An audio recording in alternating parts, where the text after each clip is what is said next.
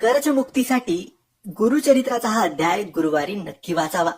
गुरुचरित्राचे चमत्कार तुम्हाला माहीतच असतील, परंतु संपूर्ण गुरुचरित्र पारायण करणं भरपूर लोकांना अशक्य वाटतं, कारण गुरुचरित्राचे खूप कठीण नियम असतात.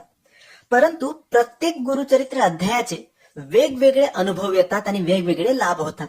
तसाच एक अध्याय आहे जो कर्जमुक्ती करतो आणि धनलाभ मिळवून देतो, समृद्धी घरात आणतो आणि पैशाच्या ज्याही अडचणी समस्या आहेत ते सोडवतो.